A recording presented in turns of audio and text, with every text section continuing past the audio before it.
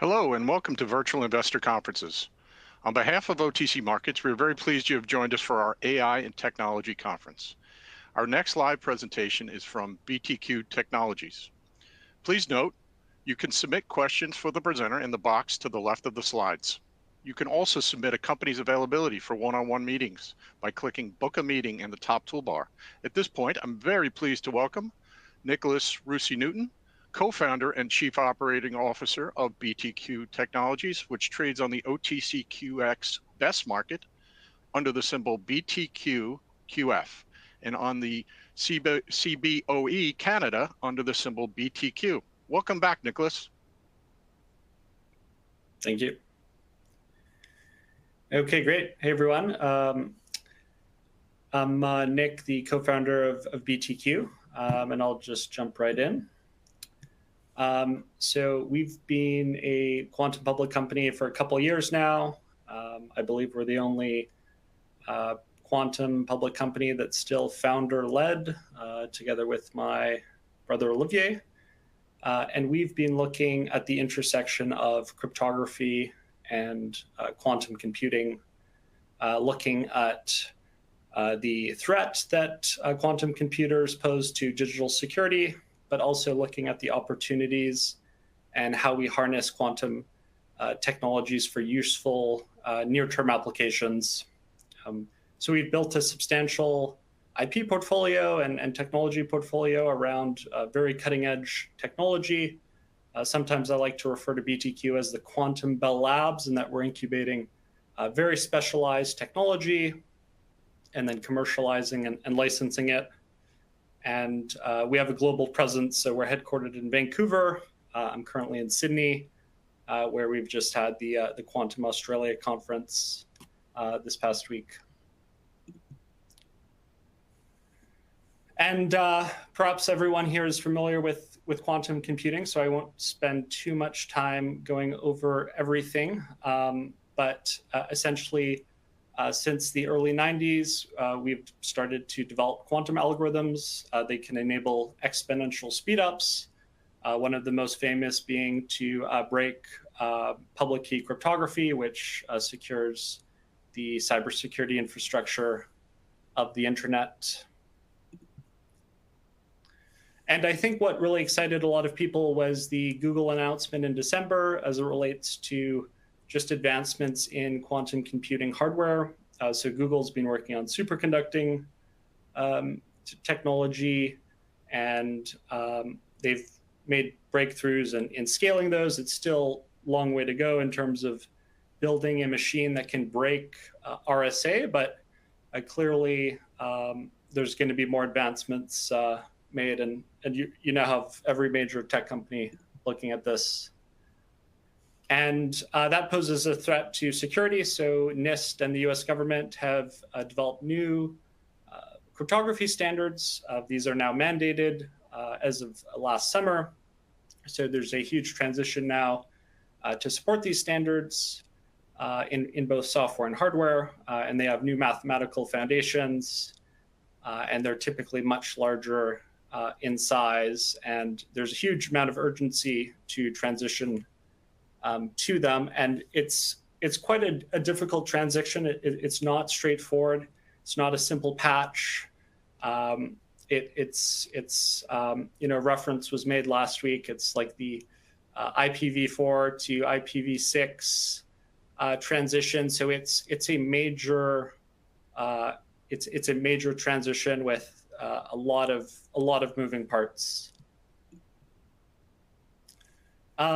And perhaps just to highlight, just because there's been a lot of discussion on qubit modalities recently, I think just what we're seeing the BTQ in terms of, what's the most promising modality, and we've just in terms of public benchmarks, want to focus in on neutral atom quantum computing. So neutral atom has been around for a while, but recently it's received a lot of attention. So there was a breakthrough out of Harvard last year, but now there's several companies, QEra, which is Google-backed, and Atom, Computing, which is Microsoft-backed, that are developing quantum computers using this technology. And this technology has the best measurement capabilities of any qubit modality. It's also the most efficient. So when you look at what Google's doing with superconducting, you need refrigeration there. With neutral atom, you can just use highly efficient lasers. And you can also fit a lot into a single module. So you can fit tens of thousands of qubits into a single module using neutral atom. And potentially with tens of thousands of qubits, you can start to see interesting commercial applications with that. And we've, one of our researchers at BTQ coined this term FISC, or FISQ, fault-tolerant intermediate scale quantum computers. And I think that's this era that we're entering into now, where we're starting to see early fault tolerance, which is exciting in terms of some of the emerging applications that I'll get into. So in terms of the speed, we are seeing neutral atom catch up to superconducting. And there's a recent DARPA benchmarking kind of report that's being released if anyone wants to go into more detail on these stats. And so neutral atom is in the lead with the number of qubits. So atom computing, I believe it was, demonstrated 6,000 qubits.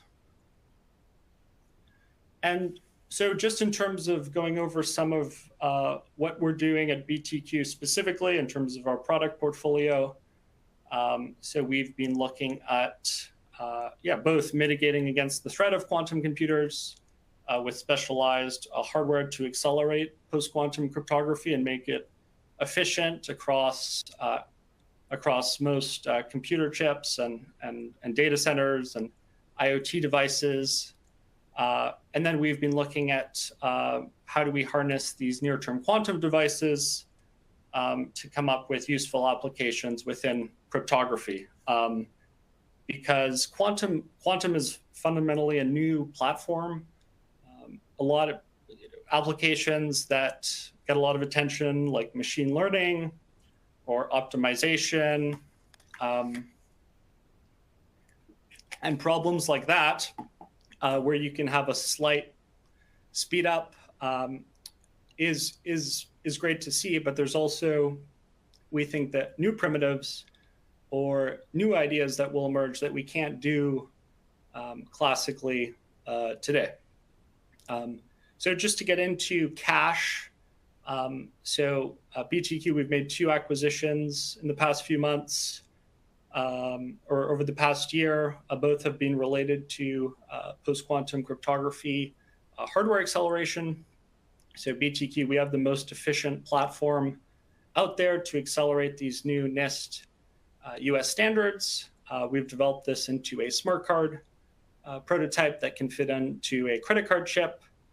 So it's quantum secure, but it's also highly efficient because we're going to need to be very crypto agile in this environment, meaning we're going to have to support multiple algorithms on the same chip. So both pre-quantum ones, so ones that we're already using, and post-quantum ones. So this is ideal. This architecture that we've spent years researching independently at BTQ, and then subsequently these acquisitions we've made, is related to this new hardware architecture that's specifically optimized for NTT-based computation, NTT being the mathematical underpinnings of these new lattice-based crypto systems. And they're also very relevant for emerging cryptographic primitives in what's known as programmable cryptography, so zero-knowledge proofs, which is getting a lot of attention in blockchain.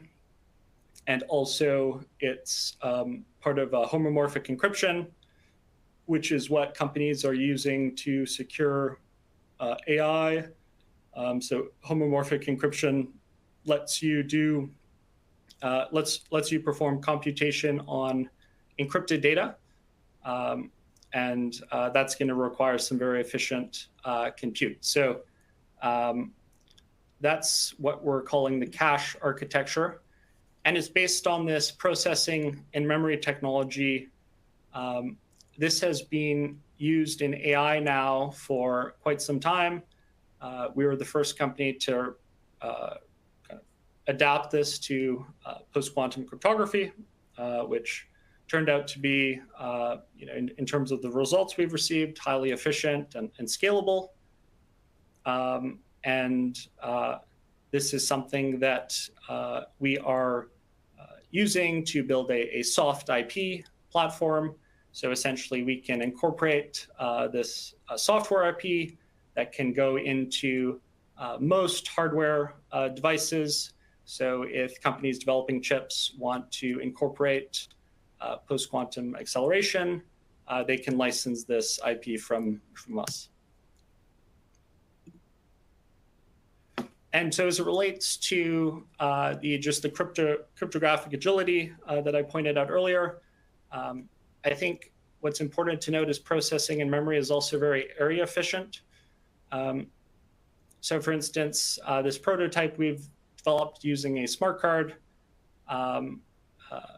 let's say, a credit card, for instance, and you want to have both an EMV, credit card function, a Visa functionality, or a crypto wallet that holds, stablecoin or what have you on the same chip. So today's technology can't enable that, but with processing and memory, we can. So I think that's an exciting, and there's lots of use cases that it's going to open up in terms of the efficiency of the platform.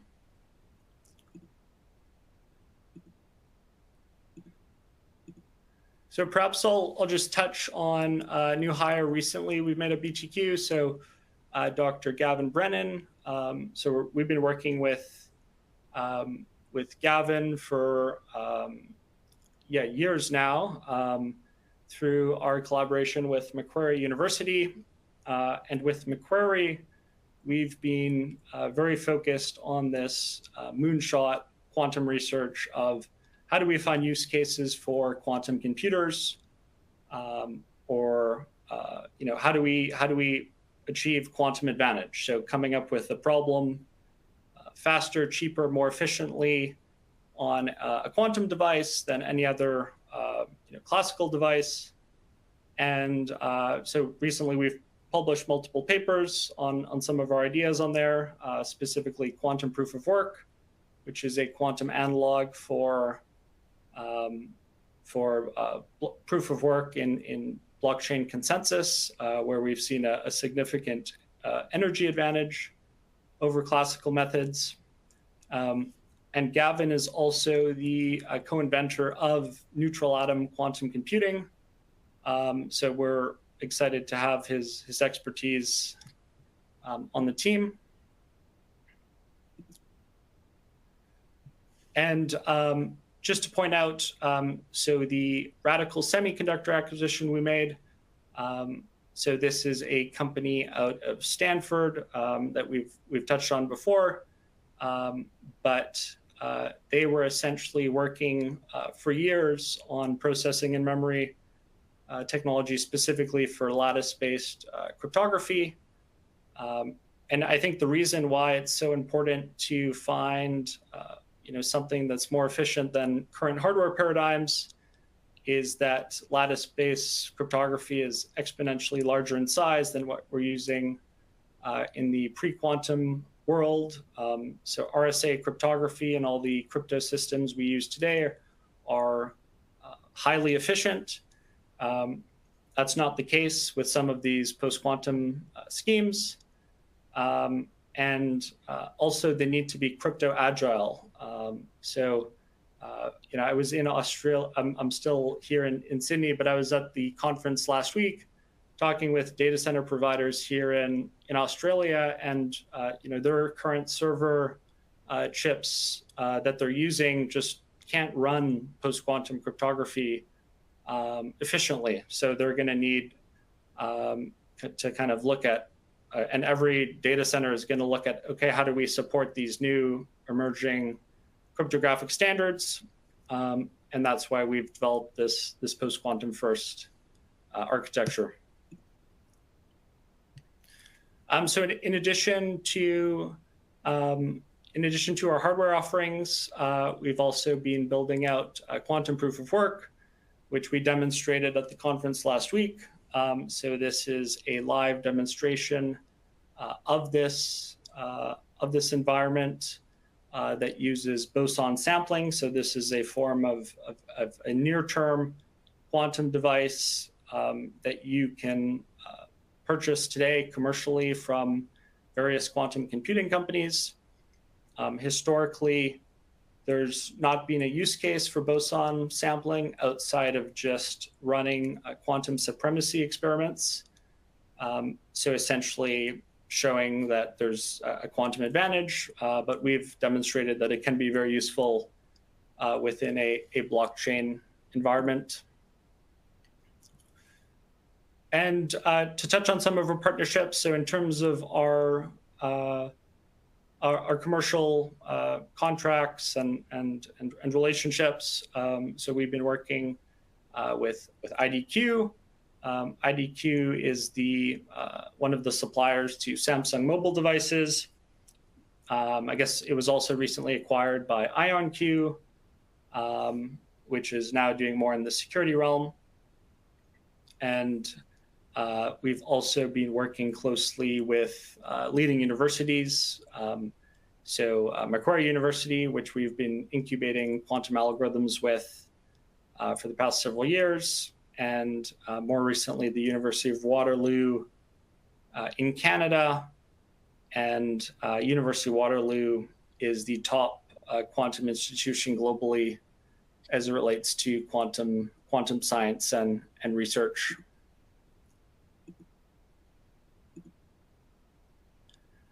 So yeah, in terms of where we're going currently, so as mentioned, we've been listed now for a couple of years.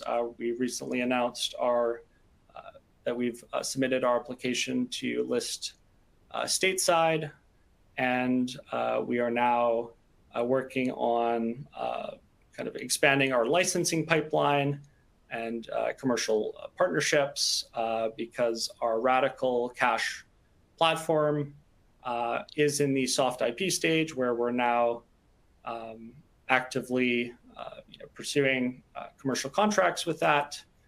And in addition, we see a lot of near-term value derived from the quantum algorithms that Gavin and the team in Australia has been incubating, because there's a lot of quantum computing companies out there. They're all looking for use cases, and we found some very interesting use cases, not just quantum proof of work, but there's also we have a blog post on our website around one-shot signatures.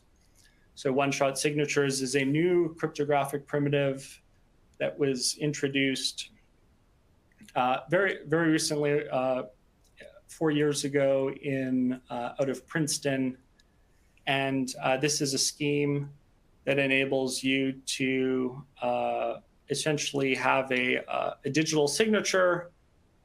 You need a quantum hardware to produce that digital signature, and you can delegate signing rights on that signature, and you can limit that to one time only. And that's something that we can't do today classically.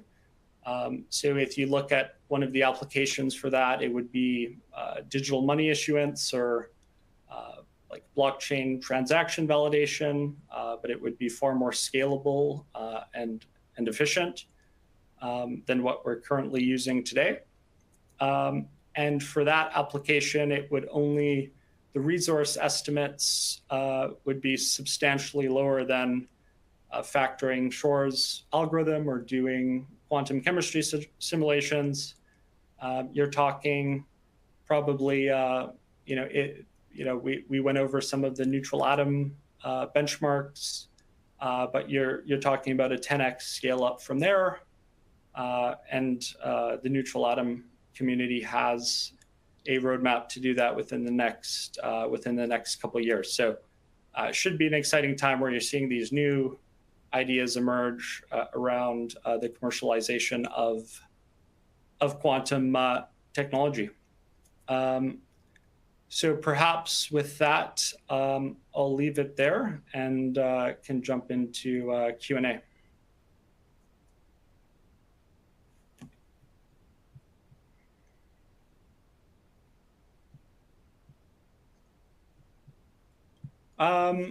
Yeah, color around your IP portfolio. Do you have any academic partners? Yeah, so we have, just through our acquisitions, we've acquired 10 plus patents through those acquisitions. We've also incubated IP within BTQ separately in the form of patents, and we've also been incubating patents around our other university collaborations elsewhere. So that's something we've been focused on, but also it typically these incubating IP with universities is something where it does take time. So it takes years of building these relationships that we have. Any update on status of the NASDAQ application? I think we announced that in January, and that's still ongoing. Commercialization plans and timeline. So yeah, we started doing licensing last summer when we did our first material revenue. Now that we have these new NIST standards that have kicked in, there is a hand-holding process in terms of introducing our products to market and going after these large customers. But if you just look at the compliance needs for implementing this technology, we have high conviction that there's a lot of exciting other licensing opportunities coming up for the company, both as it relates to the hardware, post-quantum cryptography IP, and also some of our quantum algorithms research that we've been looking at. Because again, quantum computing companies need to find use cases for their hardware. They can't just kind of produce experiments. So it's it's critical that they have some useful commercial applications, and that's what we've been very focused on at BTQ.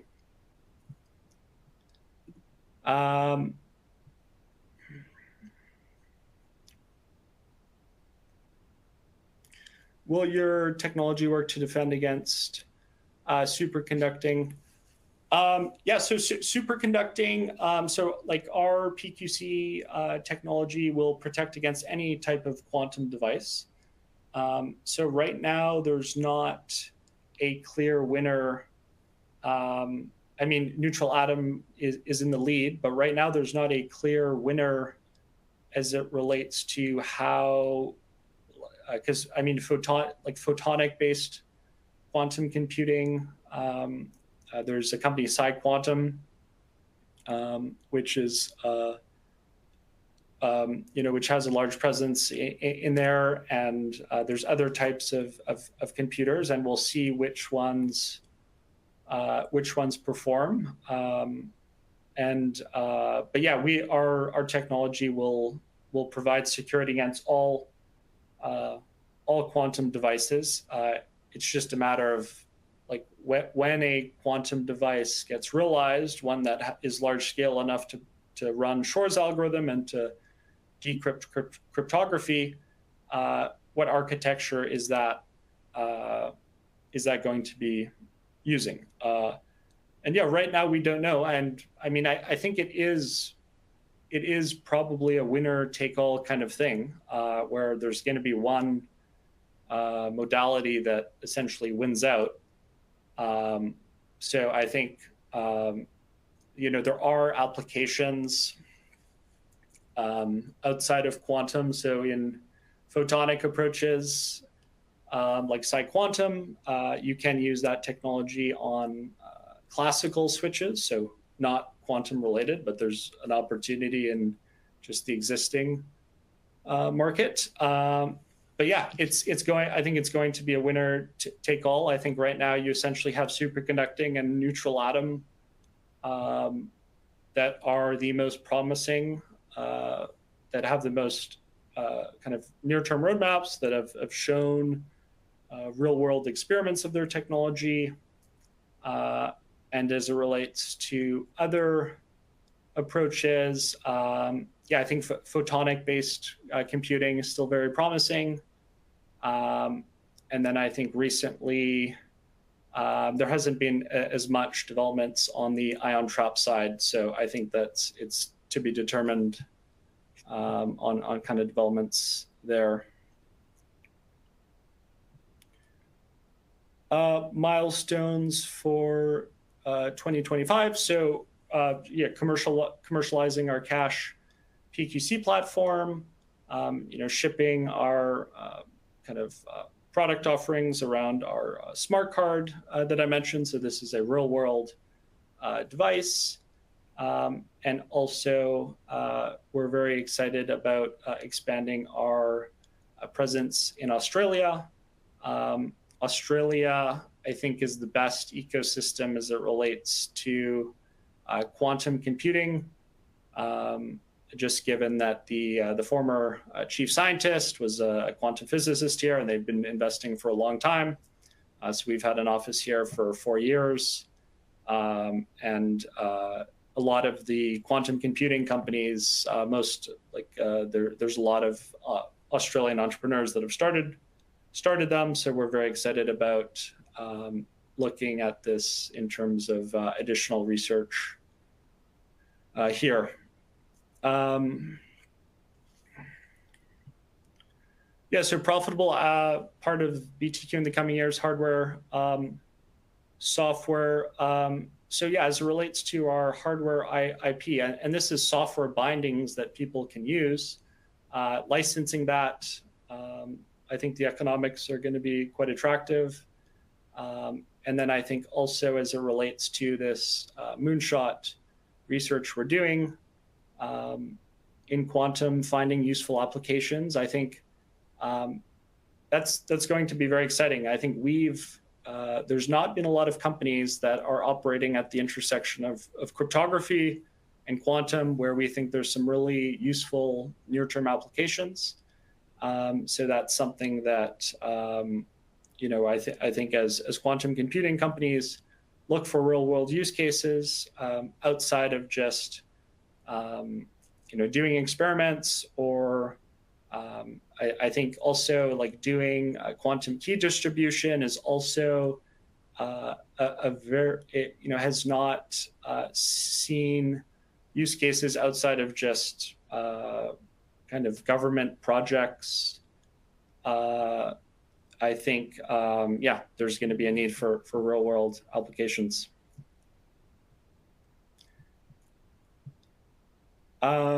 Okay, I don't see any other questions here.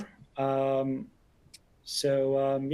you very much, and feel free to, if there's anything further, feel free to ping us via our website or through Bill, our IR contact. So thank you very much.